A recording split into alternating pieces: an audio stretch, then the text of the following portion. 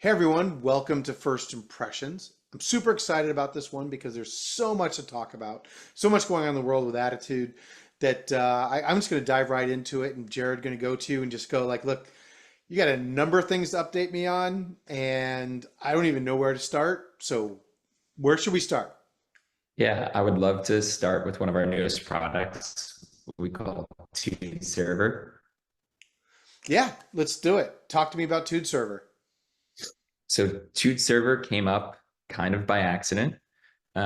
We had a client who mainly focused on desktop apps, and in an environment where there's no browser, things like supporting Google Ad Manager doesn't exist. And so they asked us to build out a solution that could run Prebid, it could run Amazon, it could run their direct sold, all without an ad server.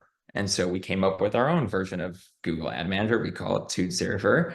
And it's really kind of taken on a life of its own. What started out as kind of a very basic, maybe this will work idea is now a 10 billion impression, a month part of our business. It's expanded beyond just display to both to video for in-stream, for outstream, for client side, for pre-bid server. It has a whole direct sold part of the platform as well. Um, and it's something that we're investing a lot of like energy and development resources into. It's serving a whole part of the market that I think has been largely ignored this entire time. These are publishers that either cannot work with Google Ad Manager for, like I said, browser kind of policy related reasons that Google puts in place, or frankly don't want to work with Google Ad Manager for a variety of reasons. Maybe it's too costly, or in certain geos it doesn't make sense, things like that. And so we built this tool. It's really powerful, and it solves a lot of these publishers' needs. So again, building an ad server from scratch is something of a quite a task. Uh, in terms of publishers that are web-based and so forth, this sounds like still this is something again they could consider. This isn't just for desktop app or those Correct. environments. It really is for anyone. So what might be some of the reasons that someone would want to consider trying a Yeah, Tude server?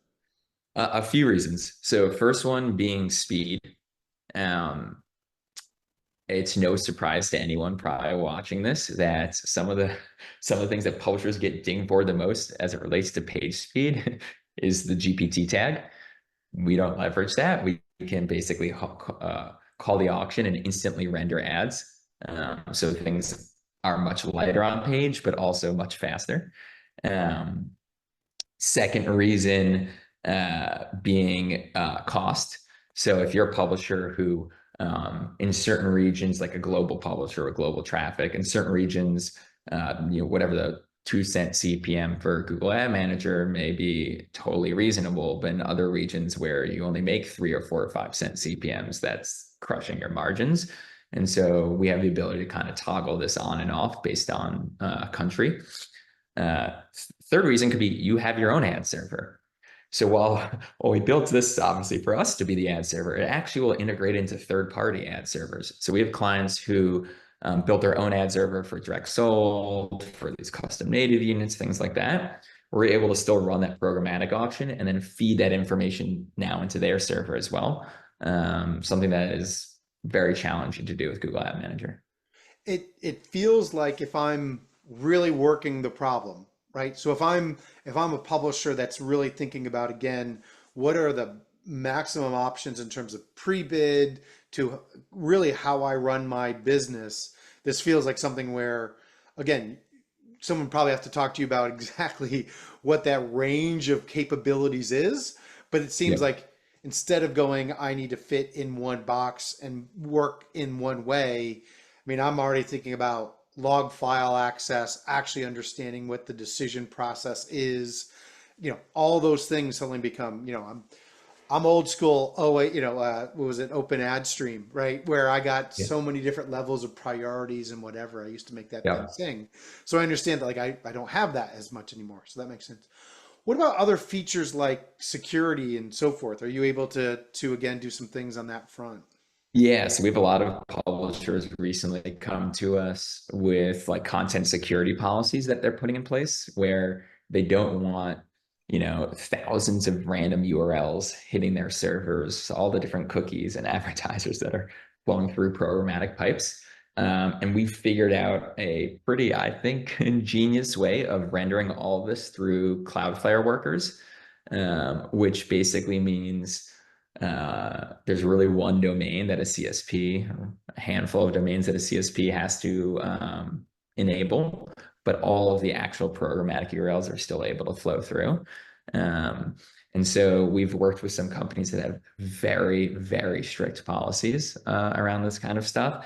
And in a matter of minutes, we're basically able to prove that we can serve pre-bid, Amazon, direct, for display and video without them having to like whitelist thousands and thousands of domains. So I think that's pretty unique. I haven't seen anyone else figure that one out yet. Yeah, that's interesting. Yeah, I mean, it feels again like a much more secure way of doing it and getting control of that. I mean, again, it's we live in a world of just data leakage is kind of assumed as a part of the business model. Yep. And at a time when that's actually a real problem, whether it be for privacy compliance, to just stop giving things away to, I'm sure there's other scenarios that sounds Yep. there. One Yep. other thing I noticed kind of in the documentation was safe frames. Can Sure. you talk a little bit about where Tude Server and safe frames, how that connects? Yeah. So we have the ability to render within a state frame, basically. So whether it's through a Tube server or frankly just our standard cloud wrapper, we have the ability to wrap ad units within safe frames, which prevents some of those issues around content security. It means that they can't necessarily bust out of the next level of the iframe. The real reason for it, though, is less about like site security and more about ad fraud. So ads popping out of the iframe and suddenly becoming sticky out of nowhere and covering up content and things like that, or just like overlaying on top of content that shouldn't happen if you have safe frames enabled, right? And so with GAM, it's kind of easy in that like you just check that box. Okay, now all of pre-bid is in that. With us, we also with Tube Server, we have the ability to basically wrap ourselves within an iframe or a safe frame. With Tube Server though, because of the way that we're doing it, it has a little bit less of an impact to pre-bid performance. When you do that within GAM, there's an obvious reason why you'd make that decision. You want that control over ad quality on your site, but you also know that like some SSPs really don't like that and their performance will drop, or you may not even be able to call them. With the way that we're doing it, you can still call like the native type partners and things like Oh, I see. that. And it's a little bit less restrictive, but still prevents those same issues. Got it. Got it. All right. So, I mean, again, it feels like, and first of all, I appreciate it, Jared, right? Because just sharing what you have for some publishers, this is going to like check some boxes in terms of just going like, wait a second, we really kind of want to work this. We want to see Yep. what we can possibly do without relying on just one company and the way that that works. So that probably is, something worth kind of having that conversation. Between Yep. speed, cost, and all these things, you may have a unique scenario, but also just control level. That sounds really, really intriguing. Um, that Tude server, that sounds interesting on that front. I don't know if there's anything you missed because otherwise I'm already on to the next thing because there's more to cover. Yeah, no, I think that covers it. What is interesting is that one of the other products I really want to talk about really allows Tube server to work, right? And it's like when you build an ad server, you have to have reporting. You have to know what's going on in real time, right? Because like otherwise the publisher has no idea how much money they're making or how much at least they think they're owed, right? And so thankfully, before we built Tube Server, we had built this product called Insights, which was our way of providing like down to the second real-time data that gets around all of the restrictions or like data limitations within Google Ad Manager. So the whole concept when we built it was, hey, we want to be able to launch A/B tests and we want to look at 3 or 4 or 5 key values at the same time. Like, wouldn't that be nice to look at bidder by some other key value? I wish I could do that.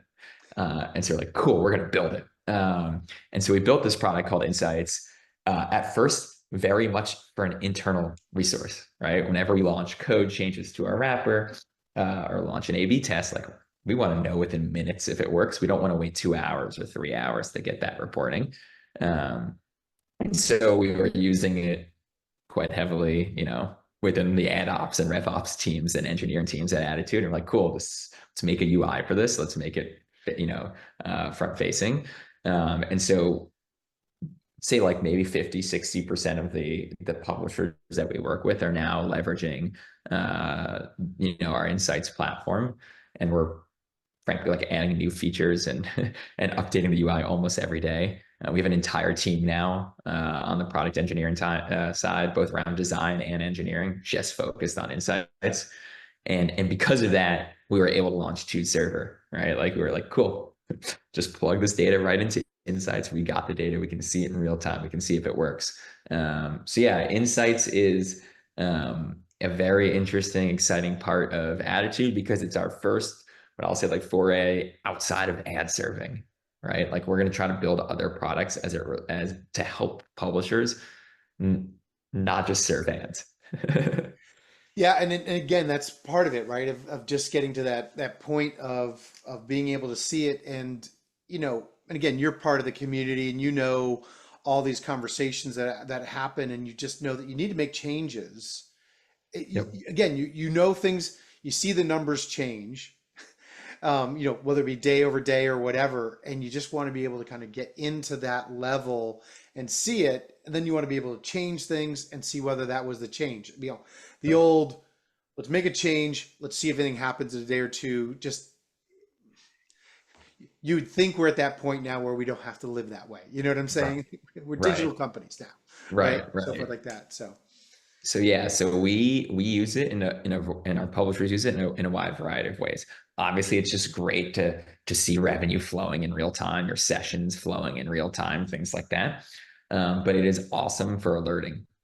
So you can do day over day, week over week, a minute over minute type alerts and plug them in through Slack, through text message, through emails, things like that, and apply an infinite number of filters to those alerts. But the benefit there is, I'm a publisher. My engineering team just made a huge code release and changed something on the website. Let's make sure that our revenue per session or ads per session didn't just fall off a cliff, right? right, right. If it did, you'll get a Slack message within like 5 minutes saying, "Whoa, what happened here?" Right?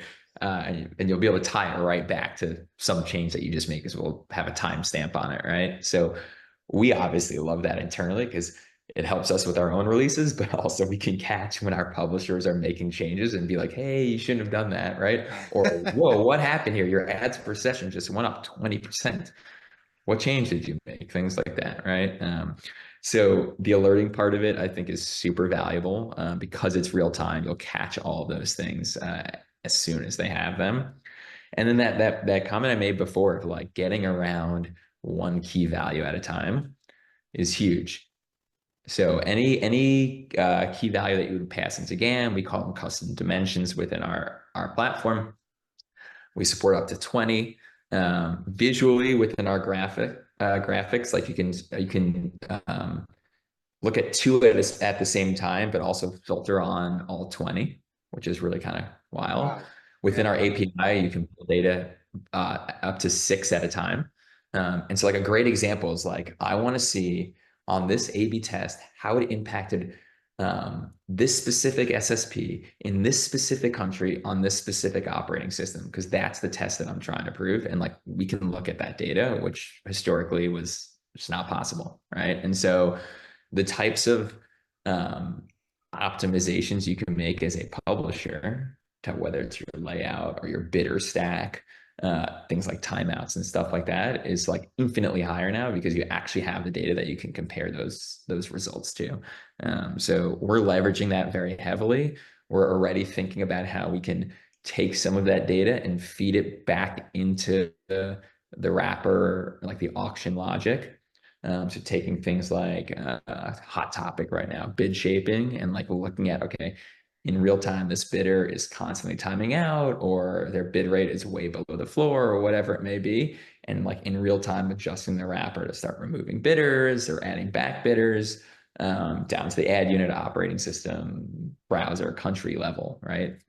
All of that we're able to do because we have this data from insights. That's amazing. Yeah, and it I see so many publishers talk about things like A/B testing, and there's so many variables, right? That if you don't really truly kind of consider all of the pieces, you're really Yes. not getting to whether you actually made an impact or not. And again, I'm just going in my own thoughts on this, right? Which is like things like, do identifiers work, or which identifiers work with which Right. SSPs and whatever. And you're like, everyone's going like, does any of this work? And you go like, well, if you don't have the data, you really can't see it. And so Right. it feels like you're getting on that path to being able to sit there and say these environments with this and so forth. And if you can help change the wrapper to that piece, then again, you're optimizing. That's not just insights, that's optimizing, that's giving you the tools to optimize Right. really at a level that is probably necessary for the next evolution of what we're going to be seeing in terms of bid shaping and everything else. That's really Yeah. cool. Yeah, that's If great. you're a publisher that's very focused on programmatic, right? And not a 95, 100% sold, direct sold kind of publisher, something like this is going to be really critical. I think it's already critical, but it's definitely going to become even more important in terms of optimizations. And also, like, frankly, like you hit the nail on the head there. Like, I launched a test and the data looks good. Did my test actually prove that out? Or was it something totally different that just happened, right? Because Right. that we run into a lot. And we're like, oh, yes, what a win. And we're like, actually, it has nothing to do with this test. It's because some other change in the data, right? So this solves for all of that. That's great. That's fantastic. Good. Anything else on insights? Because I think we even have even more to talk about. I think that covers most of it. Like I said, we're constantly launching new features, and we're about to redesign it a little bit. One of the most powerful things outside of alerting is the fact that you have visualizations in it. And so when you're pulling these reports, you don't have to just look at raw data. Like you can look at the graphs and the bar charts, and you can look at trends day over day and like layer them on top of one another, which again, it's supposed to be insightful. It's supposed to help you make those decisions. And it provides, I think, like gets you like 90% of the way there, right? Yeah, obviously you have to interpret the data and understand it. We have the idea of like certain things that are so obvious, creating alerts against them, right? As you pull a report, like, hey, your Amazon just dropped 90% in that test. Bad test, something like that, right? So like actually give you the real insights. Um, hopefully coming soon. But yeah, no, we love the product. We use it very heavily internally, and we encourage our publishers to use it as well. That's great. That's great. Awesome. Well, I think the next thing that we want to talk about, I don't, normally with these first impressions, it's just really myself talking to someone like you, Jared. But I think we have a special guest for this next We piece, do. or We should do. we have someone come join us? We should. We should. Welcome to the stage. I can't. Welcome to the stage. There Hello. we go. John, wait a second. This is an Attitude First Impressions. What are you doing here? Well, folks, there was some big news that broke this week. Hashtag Labs has found a new home, and we're excited to be here. So thanks for having Fantastic. me.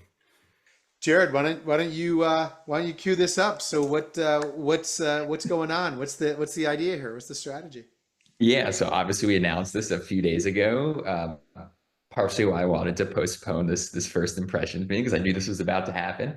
John and I have obviously been uh, friendly and talking for quite a long time, and we have a very similar mindset in that the future of ad tech, just like every other area of technology, goes through this whole same mindset is SaaS. It's getting rid of this idea that the only two options are either I have to spend a ton of money and build everything in-house, or I have to give a giant chunk of my business to a third party with like a one size fits all kind of solution. When I started Aditude, like whole concept was just the exact opposite of everyone else. John has basically done that as well with hashtag labs. And so we started talking quite a bit ago, and we're like, hey, I think you should come on board. We have a very similar vision and goal for the business and for our market. I also think there was a really good overlap in products, right? And so like obviously I'm obsessed with insights and this real-time data, but there's also the, hey, okay, this is real time. I need to know actually down to the penny how much money I'm making every day and every month. I need automation around invoicing and things like that. And John and HTL built that whole HTL exec platform, married it up with insights, and now you kind of have the best of both worlds. And so it was kind of to us a no-brainer to partner up here. And we've been working on it for a bit. We finally closed a few weeks ago. We now, I think, have a fairly large team, almost 60 employees working at Aditude. So we've got a whole UI company. That's how I look at hashtag, right? And like all these awesome front end products. We've got Tude server and all its back end infrastructure. We bought an SSP 7 months ago, and now we're direct selling for our publishers. So there's a lot of interesting things going on here. So I want to dive in more into the SaaS model piece and so forth. But as someone that's evaluated both your solutions, what's really interesting, right, is kind of what this marriage means for me. And I'll, again, just speaking very frankly and honestly, I've put the two of you, head to head in some of my own conversations, and there was an aspect of let Jared do the work, right, or John could give me the tools for me to do the work. At the time when I made that decision, it was very much bandwidth wise, went with Aditude, just speaking frankly. But there is this aspect of going like, John, what you've built, and again, what I hope is incorporated and comes together. Again, guys, tell me if I'm speaking out of place here. But, John, I always really appreciated that kind of like ad management system, like just that concept of controls, because guess what? I don't always like to slack, Jared and go, I need to change something. And so there's this aspect of that, layer in the insights, which both of you have, again, really strong tools on that front. And then again, some of this other stuff. It's really interesting, the stack that you're building, Jared and John, of bringing these things together. So I'm kind of excited to see what you guys start to build out. So it's kind of cool stuff. Yeah, thanks. I think, to me, I think it sort of represents a bit of a maturing of the digital ad tech space for publishers. The idea that publishers can have configurable software as a service systems that they can log into and understand what's going on transparently, I think is how often many industries, with these SaaS systems operate. And so I think, the thing that was attractive about joining Aditude was these guys are subject matter experts. They really know what's going on. They've built their own technology, and they're going to be able to use these tools that we've really poured blood, sweat, and tears into in an incredible way and really get that value to the publishers without overcharging them. And so I think, 1 + 1 really does equal 3 here. And I would say too, like, I'm really impressed, with the passion that Aditude has for helping the publisher as well. Over the weekend or over last week, I don't know, like an essay came out from Paul Graham about like founder mode. And I feel like, Aditude really represents that. And I don't know if I do, but maybe the rest of HTL does. And, I feel like this is like founder mode ad tech for publishers. And so I'm excited about not only the technology and the services, but the passion that the organizations bring for the publishers out there. So yeah, I'm stoked. It's a compelling proposition. So yeah. Jared, did you have anything to add to that? I have a couple of SaaS questions, but yeah. Yeah, well, I was going to say, because this definitely answers your question, Rob, is like, what is our first priority? Yeah, we want to get Cloud Wrapper into the HTL bid UI so publishers They can obviously still leverage us if they want us to make changes and things like that, but now they'll have full control over all of the features that we've built out, and they can push changes on their end as well, or at least see what those settings are and things like that. So meetings have already been underway, many meetings with both engineering teams. We're getting ready. It's a big focus for this year. That's amazing. That's amazing.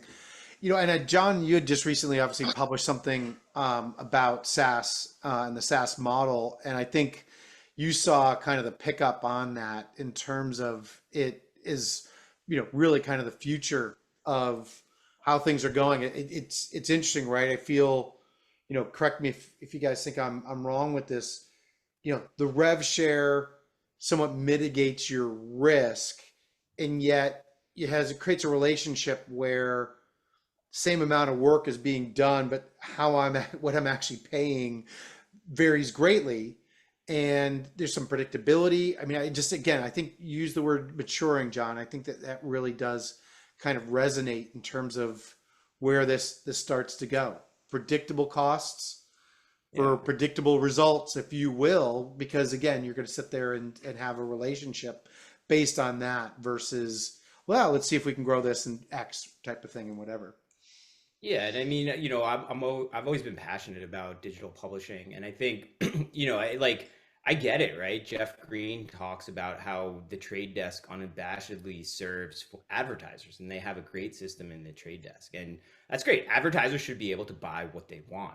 Now, the ironic or the unfortunate thing is the internet was created for publishing. Like websites and publishers are the cornerstone of the internet. And so they deserve the same types of tools and products that the advertisers have. And for whatever reason, the market hasn't really delivered those in the past. And so, what has been delivered is something that's taxing the privileged relationship that the publisher should have with the advertiser. So if your traffic goes up and you're on a rev share, you're going to pay more, a lot more. Whereas if you're on a SaaS-based model, you're going to be able to put some of that money back into your pocket. And that's where we start talking about improving the margins in digital publishing through technological solutions. And so, exactly. And that was kind of the point of the essay, I think, to get out there and say the new model for publisher side ad tech has arrived. That was actually the title. So I guess. And I think I was gonna say, I think it's a very compelling story when someone like me or John goes to a publisher and says, yeah, I'll gladly take 20% of your business, or you can pay me a small CPM fee and we'll provide the exact same amount of resources, right? If you're a publisher, you're looking at that and saying, whoa, they actually care about my bottom line. And why are we doing that? You have to think, I mean, there's got to be a business idea behind it too, right? Is that great? If publishers have more money to invest in their publications, they can probably grow their traffic and serve more ads. And so companies like us will eventually make more money, right? It's we're very aligned with publishers in that way. But it's more of a play on how do I grow my traffic? How do I make my website better? And not just let's shove 8,000 ads on the page because I get a rev share on it, right? And so I think it's been a compelling a story so far, and publishers are obviously gravitating towards it. It definitely. Please go ahead. I was just gonna say one other thing I would add about SaaS for publisher ad tech, besides pay per use, it's highly configurable, right? And so the solutions that have been delivered in the past, I think, and these are nuanced points, and I think a lot of the opportunity is helping the market to understand these nuanced points. And so when you look at the legacy solutions, what they've done is they've bundled the technology, which is hard to manage, the pre-bid, the GAM code, running them together, lazy loading, identity, everything. This is a complex, detail-oriented art and science, managing that technology stack. They have basically bundled in the demand, and you cannot take out the demand from that, which is difficult. So now they're taxing that. What we've done is we've essentially separated that. If you don't need the demand, just get the tech. If you need the tech and the demand, we have access to that. So we're giving publishers choices for what they need. And that's really what that's how we want to serve the publisher as a customer, not as a product that's being resold. Feels like that again. And, as much as I like to try to get publishers to understand how similar they are in their nature and the fact that some of these things do not have to be reinvented each time, right? There is a piece of what you just hit on, John, which is any publisher that has a unique perspective, unique audience should be sitting there thinking, there should be unique demand, right? And so there's an aspect of that, of going like having that kind of full control.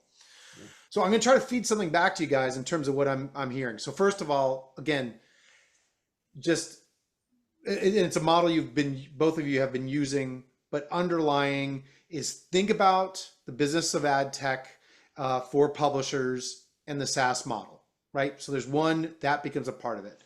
Then there's just this kind of layer of think through the technology itself in terms of what you build, whether that, again, Tude server to aspects of that, right? That certainly adds to that. Then there's your layers of control. And then all of that is really driven by insights, which really sit there and help you understand how all of those particular pieces come up.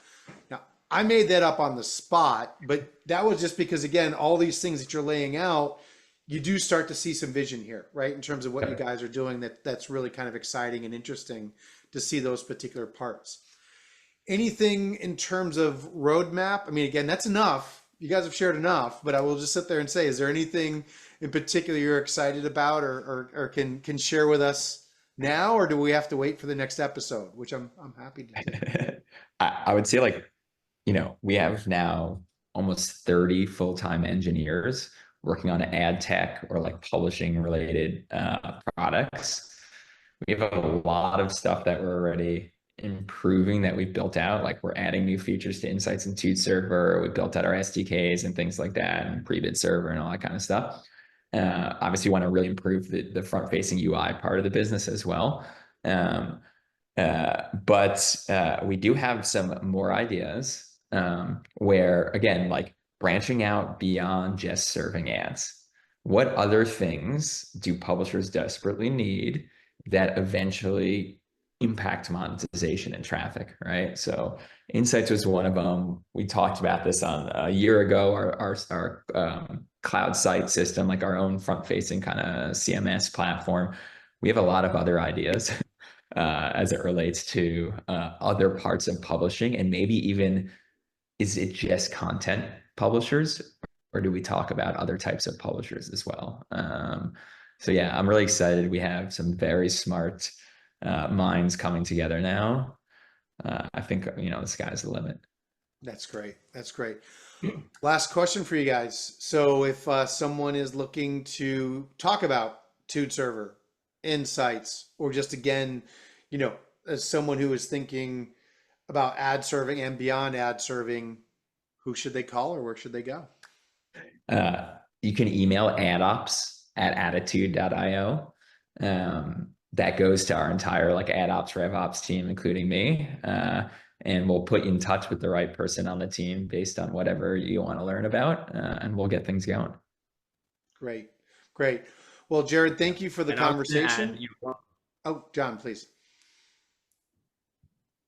I was just going to say, one thing I wanted to add is that it is more or less business as usual. We're here to get publishers the best ad tech at the best prices. As Jared has shared, we probably have one of the most robust product sets in all of publisher ad tech. So I would invite anyone who's interested to check it out. Like, demos are free. We love doing demos. We still have HTML debug in the product suite. And so if you want to check out any of the products, you can definitely always email me at john@hashtag-labs.com. And yeah, thanks for having us, Rob. Appreciate it. You got it. You got it. Well, looking forward to the next conversation with the two of you. And yeah, thanks, Jared, for the conversation. And John, thanks for dropping by. That's kind of cool. And always enjoy the conversation. Thanks for having me. Thank you. And thanks everyone for watching.